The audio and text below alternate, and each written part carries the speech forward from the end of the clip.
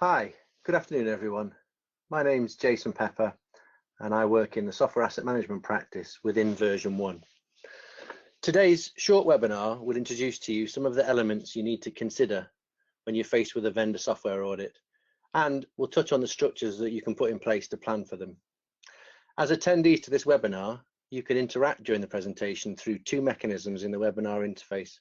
If you look in the GoToMeeting panel, you'll find a small hand icon. If you click the hand icon, it will raise your hand virtually and we'll be able to open the mic for you and you can ask a question. Or if you'd rather, you can add a written question in the questions box and we'll answer the question at the end of the presentation. So let's talk about software audits. In the world of enterprise IT, software audits are now a way of life.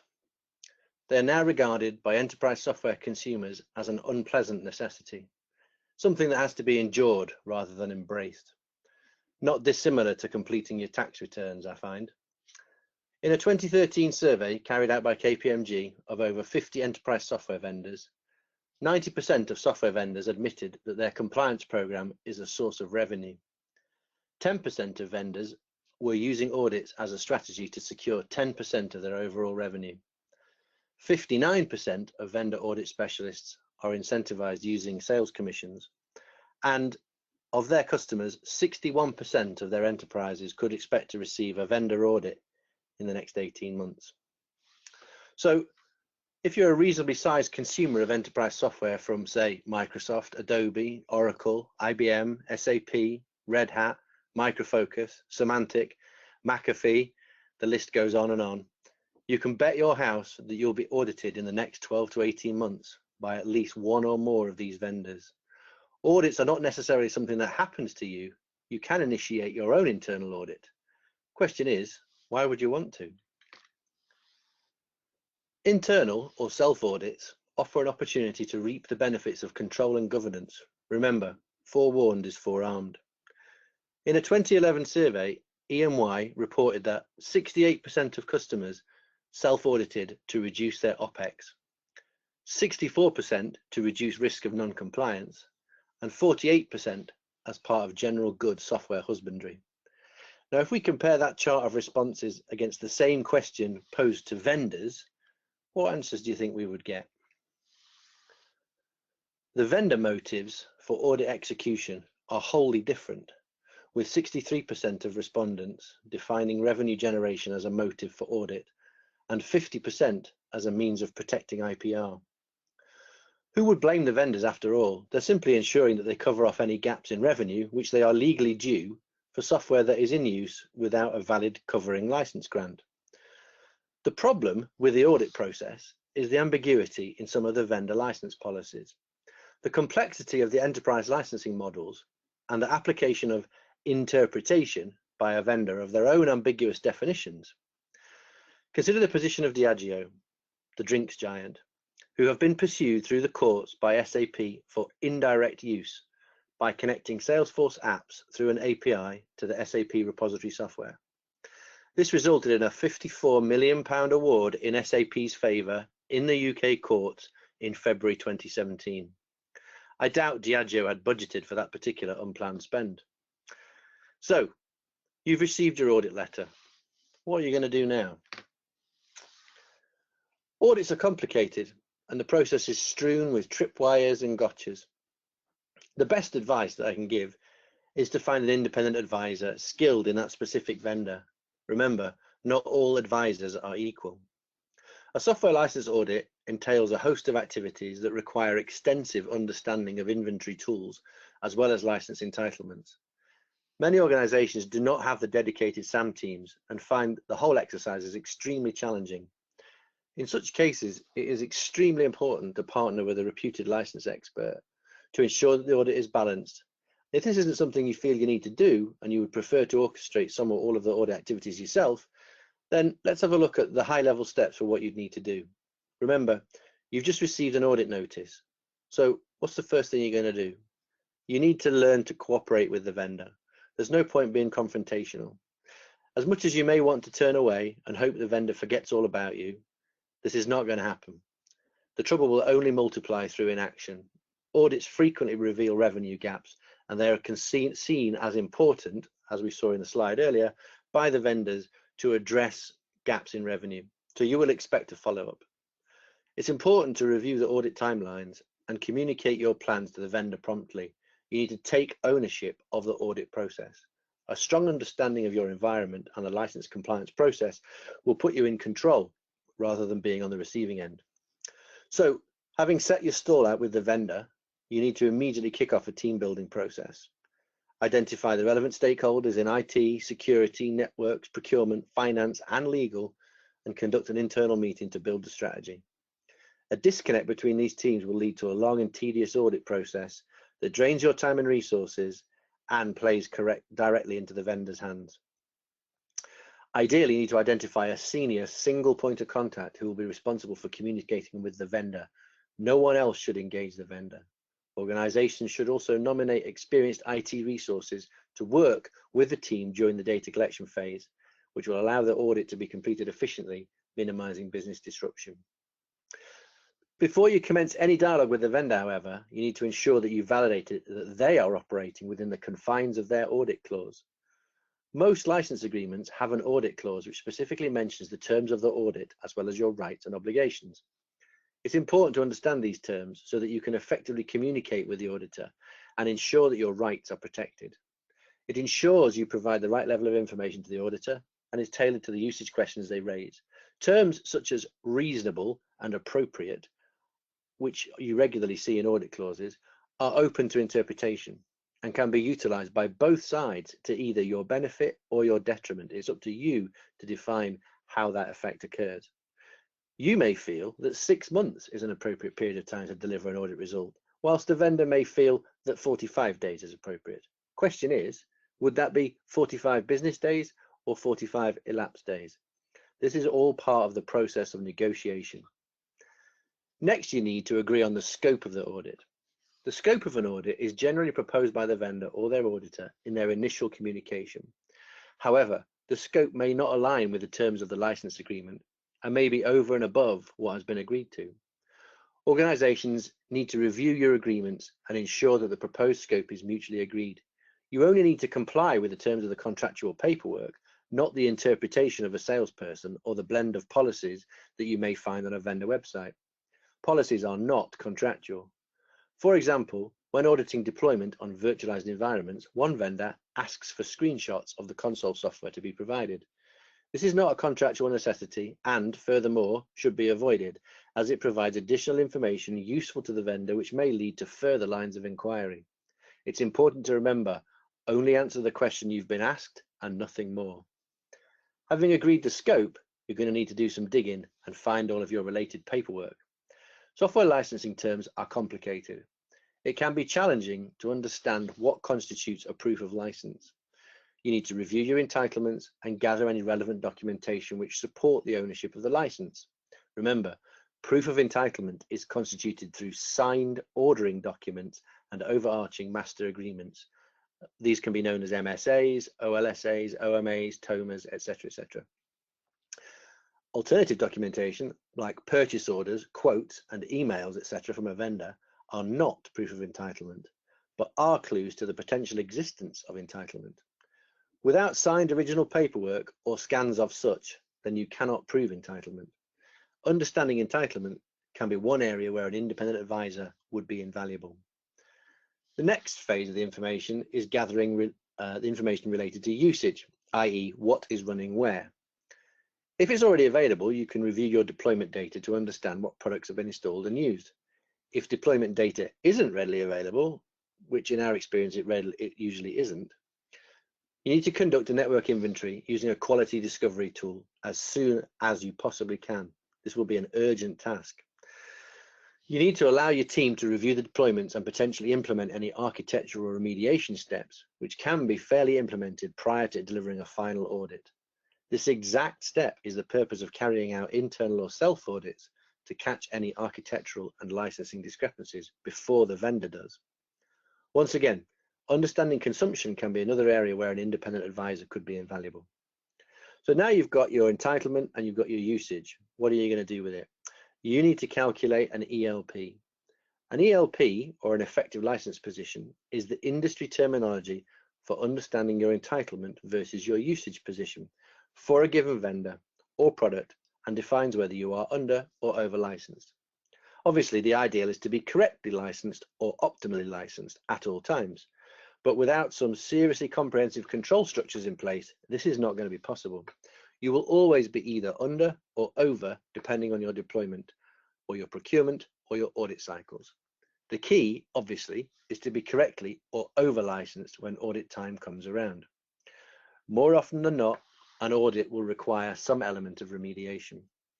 Exactly how that remediation occurs will depend on the outcome of the audit. If you're in need of additional software licenses, the vendor will expect immediate resolution, which is not the best time to negotiate, as you're now on the back foot. The current trend for enterprise vendors when looking to resolve entitlement discrepancies is to offer additional cloud offerings, which sweeten the deal, coupled with large discounts for on-premise software. Analyzing these deals and negotiating with the vendor can be a complex process. Once again, this is an area where you could engage external experts.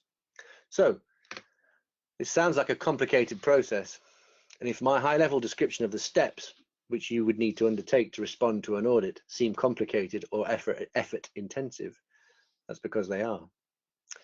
That set of steps was for one audit for one vendor, and they all expect you to dedicate resource to their audit, which, unless you have a dedicated SAM or compliance team in your company, will mean that your staff who are included in the response team will also have their day jobs to do as well as their audit tasks. So, how do you avoid getting audited by a vendor? The bottom line is you can't. It's impossible to avoid being audited nowadays. So, to plagiarize from Sun Tzu, The Art of War, instead of considering how to avoid an audit, why not consider how you might engage the vendor on your terms? You could remove the need for them to even bother auditing you. Or if they do, make the process as simple as possible by having the data that they may want at your fingertips. How would you go about doing that? Well, as usual, in all these situations, there is no silver bullet. You will need to study and employ asset management and control methodologies. These are published on the web to a certain degree, and through a subscription fee are documented in a combination of industry standards through ISO 19770 and ITIL v3. There are also a number of process practitioners who retail custom processes for specific software control mechanisms and life cycles. You will need some tools. Note, I said tools, plural. There is no single tool on the market that will provide all the functionality you will require to support a complete software asset management implementation. You will need discovery tools, monitoring tools, custom control and reporting scripts, repository tools to store entitlement and consumption, and to calculate ELPs. You will never achieve full coverage of your enterprise software with the metrics and measurements of ERP software from Oracle and SAP. ERP software is so complicated it requires specialists for some of the subsections of the offerings. Now that brings me to the comment about knowledge. Knowledge is a complicated thing when related to licensed consulting. There is no single audit partner in the industry who has all the knowledge about each major software vendor. You tend to find that an independent audit partner will major in one vendor and then either seek to gain knowledge in the other vendors through experience, or will choose to partner with another boutique partner to achieve coverage. To expect a single team, or worse, a single person in your own organization to obtain, maintain, and assimilate all the knowledge necessary to be effective when dealing with a specific vendor is a Herculean, if not impossible, task. Think about the knowledge question like this. Each one of the enterprise vendors has enough software titles, metrics, and license rules which just by themselves generate enough work for independent consultants to specialize in that one vendor. You cannot hope to compete with that knowledge, as those independent audit partners spend their entire time immersed in the world of their specialist subject vendor. If each one of the independent audit partners is a virtuoso in their chosen musical speciality, then consider a SAM program as a conductor, a set of processes, methodologies, and structures which bring in the correct resource at the right time and provide them with the information that they need to do their specialist job. So, is that all you're going to need? No, that's not all you're going to need. On top of the people, process, tools, and elements of a SAM program, you will need to implement a fundamental program of organizational change to ensure you reap the benefits of any SAM program. These include, but are not limited to, securing meaningful executive sponsorship. And by that, I mean executive sponsorship with teeth.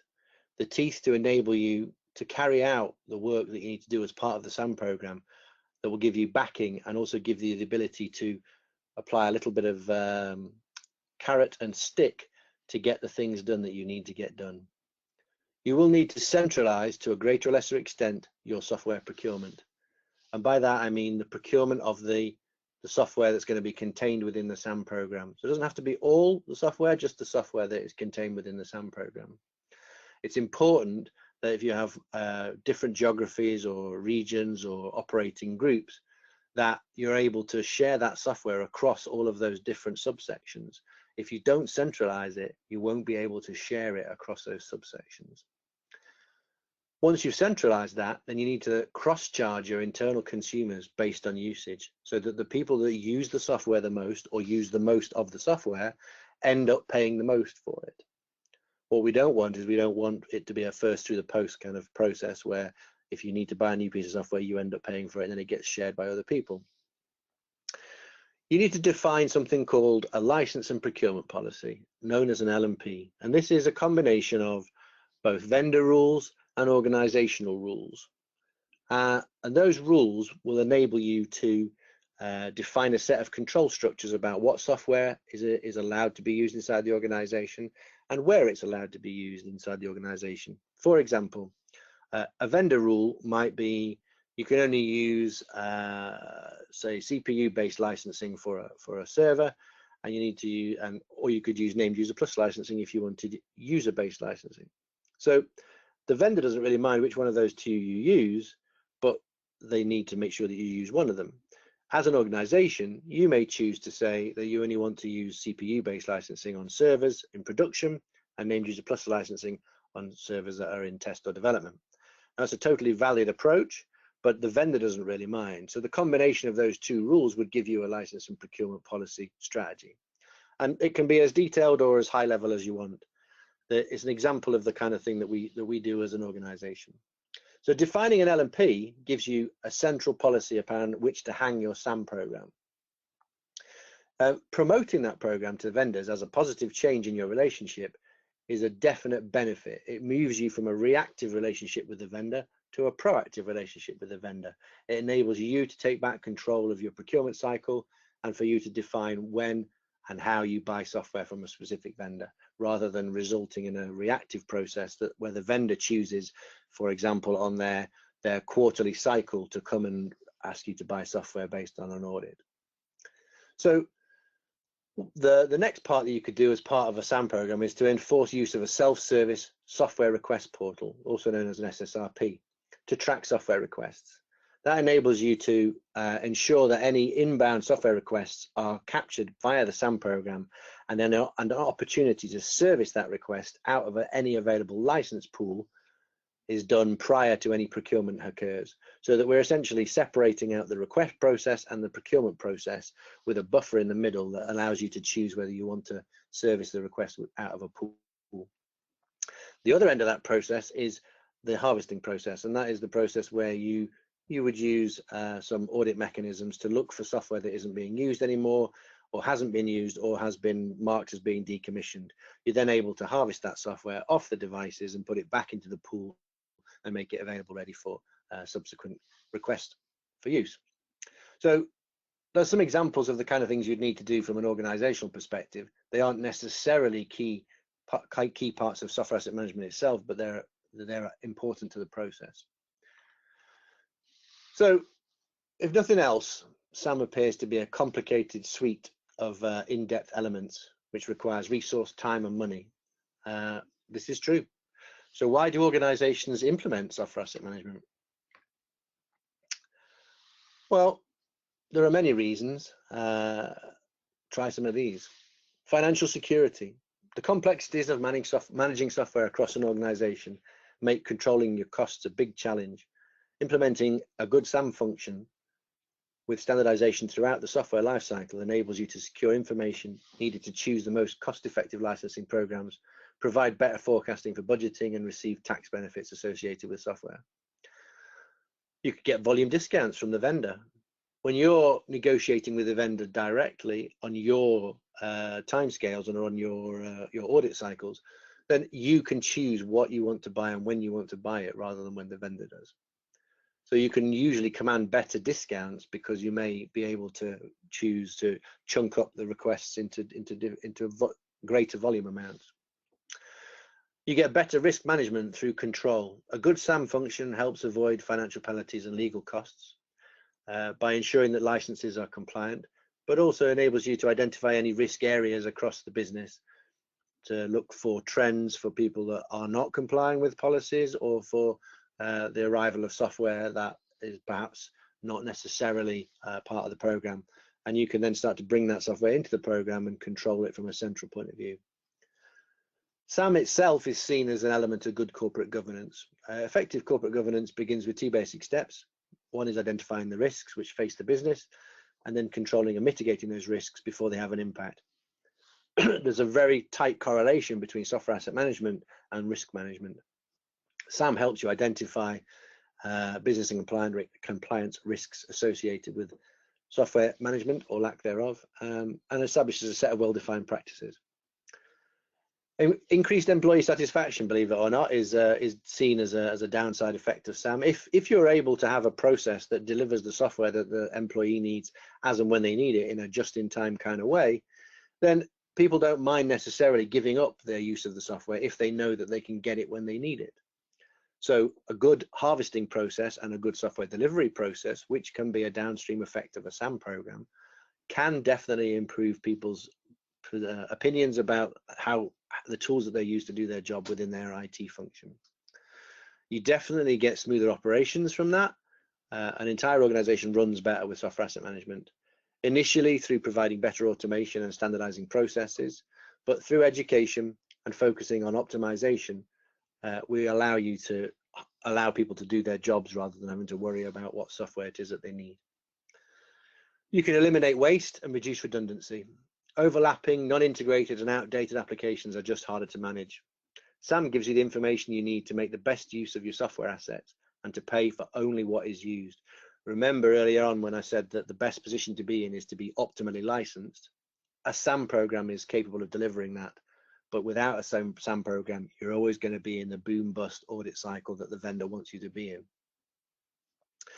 Gives you a better market position. Software asset management can help a business gain the competitive advantage it needs in the marketplace.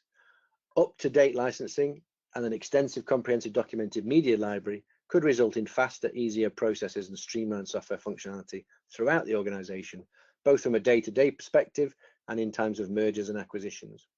And remember, a merger and acquisition, or merger or acquisition, is a trigger point for a vendor to come and audit you. So having a software asset management program during the process of M&A is a really great defense for either bringing a new organization on or divesting an organization and being able to prepare information that a vendor may ask for in an audit.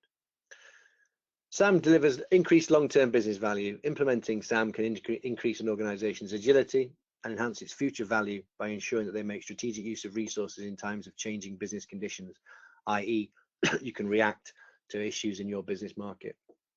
Consistent, effective SAM in place, a business is way more efficient and can respond quickly to market conditions and opportunities. And lastly, flexibility. Flexibility for the future. SAM gives you insight into what you're using today and helps you plan for what you may want to use in the future. You can start to plan for both scale and quantity. Instead of buying all the newest software and updates as the vendor asks you to, the business can decide exactly what software is needed and when it will be needed. So, in answer to the question, how can you protect yourself from being selected for a vendor audit? We've discussed the lack of a silver bullet answer to this question. However, you can put in place processes, methodologies, tools, and knowledge to wrestle back the upper hand in the ongoing war on software audits and license complexity. So if we've got any outstanding questions, we can address those. If no one wants to ask any questions directly, if you have a look on the screen, you'll see that we've provided an email address and a phone number and a website link if you want to go and read more about version 1's SAM credentials. It's something that we've been doing for quite a long time, and that we're recognized as experts in the field. So if anything I've said to you in this short webinar has piqued your interest or has made you consider your situation at the moment with your employer or your organization, then please do give us a ring, or contact us on the web, and we'll be more than happy to assist you in understanding whether or not that's something we can help you with. Thank you very much for your attendance, and I look forward to meeting you soon.